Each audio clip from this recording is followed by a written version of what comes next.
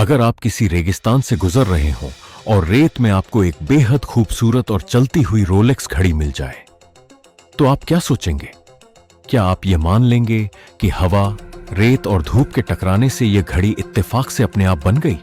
बिल्कुल नहीं। आप कहेंगे कि इतनी सटीक और डिजाइन की गई घड़ी का कोई ना कोई घड़ीसाज, वॉचमेकर जरूर होगा। आज द 10 क्वांटम फिजिक्स के पक्के सबूतों को वेद, कुरान और बाइबल के पन्नों के साथ मिलाकर वो सच सामने लाएगा, जिसे देखने के बाद दुनिया का कोई भी नास्तिक ये नहीं कह पाएगा कि ईश्वर नहीं है।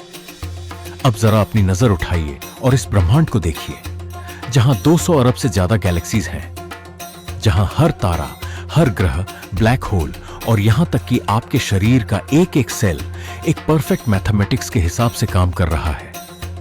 तो हम ये कैसे मान लें कि ये सब एक अंधा इत्तेफाक है?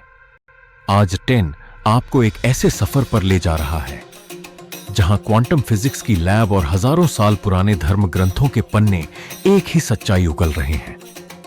वेद, कुरान और बाइबल का वो गहरा सच, जिसे जानने के बाद एक पक्का नास्तिक भी आसमान की तरफ देखकर कहेगा, हां, कोई तो है। 1920 के दशक में एडविन हबल ने साबित किया कि यह ब्रह्मांड हमेशा से नहीं था। 13.8 अरब साल पहले सब कुछ एक शून्य जैसे बिंदु, सिंगुलैरिटी में कैद था, जहां न समय, टाइम था, न जगह, स्पेस। फिर अचानक एक धमाका हुआ, बिग बैंग। लेकिन यह धमाका किसने किया? बाइबल का जेनेसिस 1:3 कहता है, और ईश्वर ने कहा, रोशनी हो जाए, लेट देयर बी लाइट, और रोशनी हो गई। कुरान की सूरह यासीन 36-82 में अल्लाह कहता है, जब वह किसी चीज का इरादा करता है तो बस कहता है, कौन, हो जा, और फयाकुन, वह हो जाती है। और सबसे समानता है ऋग्वेद के हिरण्यगर्भ सूक्त में। वेद कहते हैं कि शुरुआत में कुछ नहीं था, सिर्फ एक हिरण्यगर्भ, गोल्डन वॉर्म / सुनहरी कोख थी, जो एक परम ध्वनियोम, नाद के कंपन से फट गई। विज्ञान जिसे सिंगुलैरिटी का धमाका कह रहा है, धर्म उसे ईश्वर की पहली आवाज कह रहा है। दोनों एक ही घटना के चश्मदीद गवाह हैं। बिग बैंग के बाद ब्रह्मांड रुका नहीं। 1998 में विज्ञान ने खोजा कि डार्क एनर्जी नाम की एक रहस्यमयी शक्ति ब्रह्मांड को लगातार खींचकर फैला रही है। जो गैलेक्सी आज हमारे पास है, कल वह लाखों किलोमीटर दूर जा चुकी होगी। क्या हजारों साल पहले किसी इंसान को दूरबीन के बिना यह पता हो सकता था? कुरान की सूरह अज-झारियात 51:47 के शब्द सुनिए, हमने आसमान को अपनी ताकत से बनाया और बेशक हम ही इसका विस्तार कर रहे हैं। We are the expanders of it. Bible के यशायाह 40:22 में लिखा है, ईश्वर ने आसमान को एक पर्दे और एक तंबू की तरह फैला दिया है। वेदों में ईश्वर को ब्रह्म कहा गया है। संस्कृत के शब्द ब्रह का मतलब ही है, जो लगातार फैल रहा है। हजारों साल पहले जब दुनिया को लगता था कि आसमान एक ठोस छत है, तब हमारे धर्म ग्रंथ डार्क एनर्जी और एक्सपेंशन की बात लिख चुके थे। अगर आप एक रेडियो स्टेशन सेट कर रहे हैं तो नॉब को बिल्कुल सही फ्रीक्वेंसी पर लाना होता है। जरा सी भी चूक हुई तो सिर्फ शोर सुनाई देगा। महान वैज्ञानिक स्टीफन हॉकिंग ने कहा था कि हमारे ब्रह्मांड का रेडियो इतनी खतरनाक सटीकता से सेट है कि अगर ग्रेविटी की ताकत को सिर्फ 1 इंच के अरबवें हिस्से जितना भी बदल दिया जाता तो दुनिया कभी बनती ही नहीं। इस खौफनाक बैलेंस को इस्लाम में क्या कहा गया है?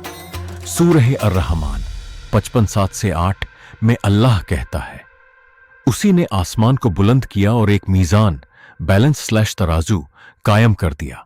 बाइबल के जॉब 38:4-5 में ईश्वर पूछता है, जब मैंने पृथ्वी की नींव रखी तब तू कहां था? किसने तय किया इसके पैमाने को? और हिंदू धर्म में इस अनदेखे और अटल नियम को रत RTA कहा गया है। वो कॉस्मिक ऑर्डर जिसके बिना तारे आपस में टकराकर भस्म हो जाएं। ये ब्रह्मांड अंधा नहीं है, ये एक इंजीनियर का मास्टरपीस है। हम कहां से आए हैं? आधुनिक विज्ञान इवोल्यूशनरी बायोलॉजी कहता है कि धरती पर जीवन की शुरुआत पानी से हुई और इंसान का शरीर असल में कार्बन, लोहा, कैल्शियम जैसे तत्वों से बना है, जो कि वही तत्व हैं जिनसे जमीन की मिट्टी बनी है। हम असल में चलती फिरती मिट्टी है। अब जरा कुरान की सूरह अल-अंबिया 21:30 पर गौर करें। और हमने पानी से हर जीवित चीज बनाई। और सूरह अल-मोमिनून में है कि इंसान को तुराब मिट्टी के अर्क से बनाया गया।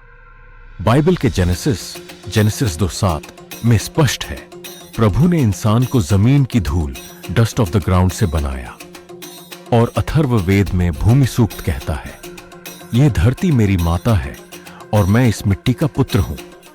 विज्ञान, जिसे केमिकल इवोल्यूशन और स्टारडस्ट कह रहा है, ये हजारों साल पुरानी किताबें उसी फॉर्मूले को आम इंसान की भाषा में समझा रही थी। माइक्रोसॉफ्ट के संस्थापक बिल गेट्स कहते हैं कि डीएनए दुनिया के किसी भी कंप्यूटर सॉफ्टवेयर से लाखों गुना ज्यादा एडवांस है।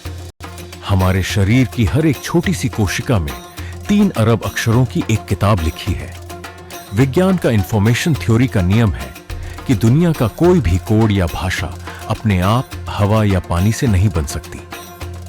जहां कोड है वहां उसे लिखने वाला एक माइंड या प्रोग्रामर जरूर होगा। बाइबल की शुरुआत होती है जॉन 1:1। शुरुआत में सिर्फ शब्द द वर्ड था और वो शब्द ही ईश्वर था। इस्लाम में इसे लौह महफूज द प्रिजर्व टैबलेट कहा गया है, वो मास्टर किताब जिसमें हर एक चीज का वजूद पहले से लिखा जा चुका है।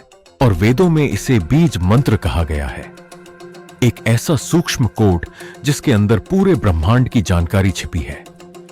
हमारा डीएनए उस परम प्रोग्रामर का लिखा हुआ सबसे खतरनाक और जटिल सॉफ्टवेयर है। जब कोई पेंटर एक महान पेंटिंग बनाता है तो वो कोने में अपना हस्ताक्षर सिग्नेचर जरूर करता है। क्या ईश्वर ने ऐसा किया है? हां, विज्ञान इसे गोल्डन रेशियो 1.618 या फाइबोनैची सीक्वेंस कहता है। आप अपने हाथ की उंगलियों को नापिए, इंसान के चेहरे की बनावट देखिए, समंदर के शंख को देखिए या अंतरिक्ष में घूमती गैलेक्सीज को, सब कुछ एक ही गणित मैथ्स के फॉर्मूले पर डिजाइन किया गया है। यही कारण है कि हिंदू धर्म में श्री यंत्र जैसी पवित्र ज्यामिति और ऐतिहासिक मस्जिदों की इस्लामिक वास्तुकला पूरी तरह से इसी गोल्डन रेशियो पर आधारित है। ईश्वर ने अपने बनाए हर पत्ते और हर तारे पर 1.618 की मुहर लगा दी है ताकि हम जान सकें कि बनाने वाला सिर्फ एक है। और अंत में क्वांटम मैकेनिक्स का सबसे डरावना सच, विज्ञान कहता है कि इस ब्रह्मांड का कोई ठोस वजूद नहीं है जब तक कि उसे देखने वाला ऑब्जर्वर कोई मौजूद न हो। महान भौतिक विज्ञानी मैक्स प्लैंक ने कहा था, मैं चेतना कॉन्शियसनेस को सबसे ऊपर मानता हूं। मैटर सिर्फ चेतना का ही एक रूप है। उपनिषदों का महावाक्य है, अहम ब्रह्मास्मि और तत्त्वम असि, तुम ही वो हो। यानी हमारे अंदर की चेतना और उस ब्रह्मांड को बनाने वाले की चेतना अलग नहीं है। सूफी दर्शन कहता है कि अल्लाह एक छिपा हुआ खजाना था, उसने चाहा कि उसे जाना जाए, इसलिए उसने यह ब्रह्मांड रचा। ईश्वर ने इस ब्रह्मांड को इंसानों के रूप में आंखें दी हैं ताकि वो खुद अपनी बनाई हुई खूबसूरती को देख सके। तो फिर निष्कर्ष क्या है? अगर हम ये मान लें कि यह अनंत ब्रह्मांड, ग्रेविटी का खौफनाक बैलेंस, हमारा डीएनए, डार्क एनर्जी और गोल्डन रेशियो सब कुछ एक अंधे इत्तेफाक से बिना किसी क्रिएटर के बन गया, तो सच मानिए यह बात ईश्वर के होने से भी बड़ा चमत्कार होगी। विज्ञान हमें बताता है कि यह ब्रह्मांडीय घड़ी कैसे चलती है, लेकिन वेद, कुरान और बाइबल हमें बताते हैं कि इस घड़ी को किसने बनाया है और क्यों बनाया है। ये दोनों रास्ते अलग नहीं हैं, बस मंजिल तक पहुंचने की 2 अलग अलग पटरियां हैं। महान वैज्ञानिक अल्बर्ट आइंस्टीन ने सच ही कहा था, विज्ञान के प्याले से पिया गया पहला घूंट आपको नास्तिक बना सकता है, लेकिन उस प्याले के बिल्कुल तल, बॉटम में, ईश्वर आपका इंतजार कर रहा है। क्या इस वीडियो को देखने के बाद भी आपको लगता है कि विज्ञान और धर्म आपस में लड़ रहे हैं, या वो दोनों मिलकर सिर्फ एक ही सत्य की गवाही दे रहे हैं?